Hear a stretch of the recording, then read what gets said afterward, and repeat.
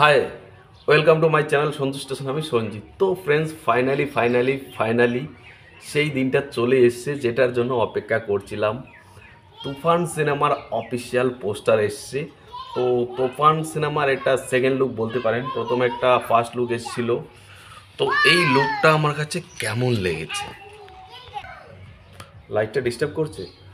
তো দেখুন, লুকটা যদি আমি এক কথায় বলি তাহলে ভালো খারাপ সব কিছুই রয়েছে, বাট পজিটিভ বেশি রয়েছে। লুকটাতে সাকিবের সোয়াগ জাস্ট অন্য লেভেলেই চলে গেছে। মানে যেভাবে সিগারেটটা ধরাচ্ছে, এরকম একটা গান নিয়ে বসে আছে, যেভাবে সোফার মধ্যে বসে আছে, অ্যাকচুয়ালি গ্যাংস্টারওয়ালা লুক এরকমই হয়। আর গ্যাংস্টার সিনেমা যত আপনি যেভাবেই দেখেন না কেন, লুকের মধ্যে যদি ডিফারেন্ট কিছু না থাকে তাহলে ভালো লাগে না। এখানে পুরো সোয়াগগুলা পুরো ঢাসু লাগছে। লুকটা যেভাবে ডিজাইন করেছে সত্যি মনে হচ্ছে এটা বড় কিছু হবে। আর অবশ্যই যেহেতু রায়হান রাফি ডিরেক্ট করছেন, আমি আগেই বলছিলাম যে শাকিব খানের 3টে সিনেমা আসছে, বাট আমি সব থেকে বেশি কিন্তু এক্সাইটেড তুফানের জন্য। আর তুফানে কিন্তু নিরাশ করবে না, এটুকু আমি বলতে পারি।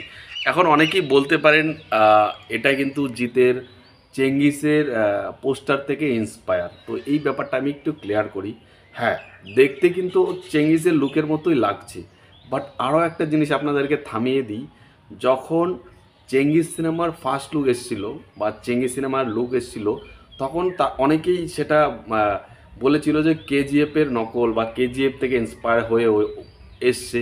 তো আসল কথা হলো, আমরা বাঙালিরা এরকমই সবসময় টানাটানি করি বড় ছবি নিয়ে। যখন কেজিএফ হয়েছে, কেজিএফের পর চেঙ্গিস হয়েছে, তো আমরা বলেছি যে চেঙ্গিসের লুক কেজিএফ থেকে নেওয়া। এখন যখন তুফান আসছে, তো আমরা আজকে বলবো যে চেঙ্গিস থেকে নেওয়া। আসলে ব্যাপারটা ওরকম না। গ্যাংস্টার সিনেমাগুলোর লুকগুলো এরকমই হয়।